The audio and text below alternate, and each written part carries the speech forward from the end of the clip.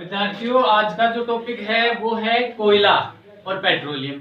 इसको पढ़ने से पहले आपको ध्यान देना है, जो चैनल है उसको सब्सक्राइब करना है और शेयर करना है, जिससे सभी विद्यार्थियों तक पहुंच पाए और इस टॉपिक को क्लियर कर पाए। बहुत ही इजी है, शॉर्ट एंड स्वीट मैंने ये टॉपिक बनाया आपके लिए। कोयला क्या है?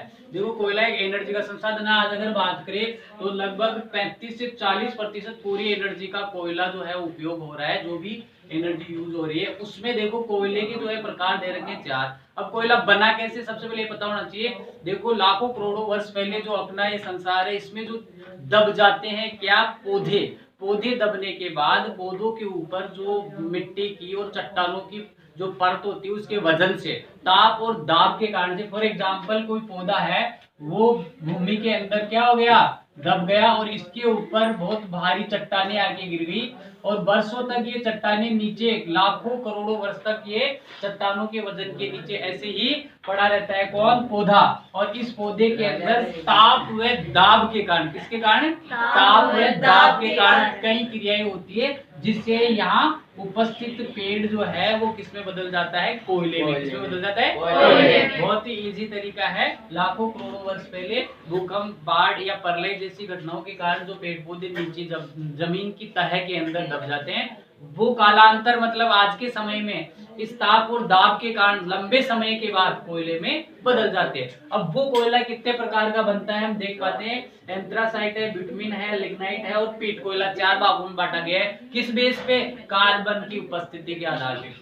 देखो, जिस कोयले में सबसे ज्यादा कार्बन होगा वो कोयला ज्यादा एनर्जी वाला होगा, अर्थात उस कोयले में एनर्जी या ऊर्जा क्या होगी? ज्यादा होगी। सबसे पहले एंथ्रासाइट कोयला है। ये लगभग इसके अंदर कार्बन की मात्रा होती है 94 से 98%, अर्थात सबसे 1 नंबर पे और बेस्ट कोयला जो है वो एंथ्रासाइट है। दूसरे नंबर पे जो कोयला होगा वो है बिटुमिनस कोयला। कौन सा है? बिटुमिनस कोयला। इसमें लगभग 78 से 86% कार्बन की मात्रा है। ये थोड़ा इससे कम एनर्जी वाला कोयला है।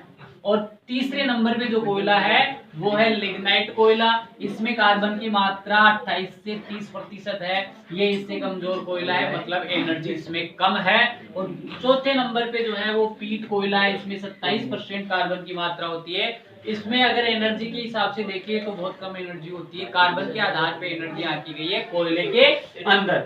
अब देखो, कोयले को हम पढ़ चुके हैं, पढ़ेंगे अपन पेट्रोलियम। क्या पढ़ेंगे? पेट्रोलियम। पेट्रोलियम क्या है? लाखों करोड़ों वर्ष पहले देखो पेड़ पौधे दबे थे, उससे तो क्या बना था? कोयला। और अब इन्हीं समय में जब प्रलय, भूकंप वगैरह आती है तो उसमें जो दब जाते हैं नीचे, क्या? जीव जंतु। क्या दब जाते हैं? जीव जंतु। तो जंतुओं में जो सेल्स होती है उनसे निर्मित होता है एक प्रकार से सभी से क्या? पेट्रोलियम का निर्माण। किसका होता है? पेट्रोलियम। लाखों करोड़ों वर्ष पहले जितने भी जंतु, जैसे आज बात करें समुद्र की तह के नीचे जो मछलियां होती है, कई जंतु होते हैं, वो समुद्र की नीचे जो तय होती है उसमें दबते रहते हैं कीचड़ की वजह से, और एक समय ऐसा आता है कि वो पेट्रोलियम में कन्वर्ट हो जाते हैं लाखों करोड़ों वर्ष बाद में। तो ज्यादातर आज तेल के कुएं बहुत सारे समुद्रों के अंदर भी मिलते हैं और समुद्रों के अंदर से तेल निकाला। अब उसको कहते क्या है? जो अशुद्ध तेल होता है उसको हम पेट्रोलियम कहते हैं। क्या कहते हैं? पेट्रोलियम। क्योंकि पेट्रोलियम के अंदर आ गई प्राकृतिक gas, petrol, diesel, kerosene, Vaseline, ये सभी कोलतार, डामर, सब किसमें आती है? ये इस पेट्रोलियम के अंदर ही आती है। अर्थात पेट्रोलियम को निकाला जाता है, गाढ़ा काला द्रव्य होता है। अगर पेट्रोलियम की बात करें तो ये गाढ़ा काला एक द्रव्य होता है जिसको निकाला जाता है कुओं से। किससे? तेल के कुओं से। निकालने के बाद बहुत बड़ी एक रिफाइनरी लगती है। क्या लगती है?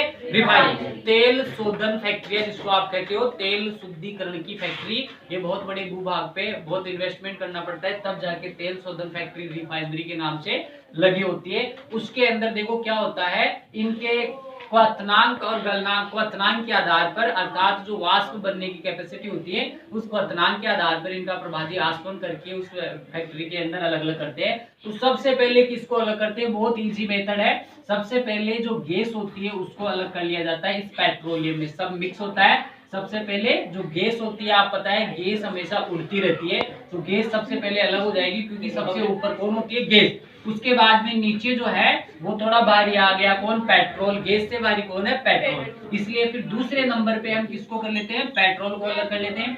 और तीसरे नंबर पे किसको करेंगे? डीजल को अलग करेंगे। क्योंकि अगर उड़ने की कैपेसिटी की बात करें, हवा में उड़ने की, तो सबसे ज्यादा आप गैस को खोलो, खोलती उड़ जाएगी, तो गैस जो है वो सबसे पहले अलग हो जाएगी। पेट्रोल थोड़ा कम उड़ता है गैस से। अगर हम पेट्रोल को खोल के रखते हैं तो एक मतलब लंबे गैस से कम ज्यादा समय का मतलब है, गैस अगर सेकंडों में उड़ सकती है तो पेट्रोल 1 घंटे 2 घंटे में पूरा उड़ जाता है। और इसी प्रकार से अगर बात करेंगे डीजल की, अर्थात इनका क्वथनांक अलग अलग है। सबसे कम क्वथनांक किसका है? प्राकृतिक गैस से।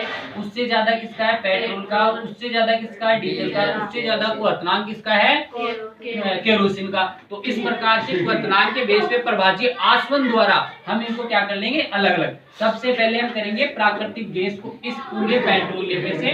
दूसरे नंबर पे हो जाएगा पेट्रोल, तीसरे नंबर पे हो जाएगा डीजल, और चौथे नंबर पे नीचे कौन रह जाएगा? केरोसिन। केरोसिन के बाद में जो आप डामर या कोलदार की बात करते हो, डामर जैसा पदार्थ बचे जाता है। इस प्रकार से हमने पढ़ा क्या?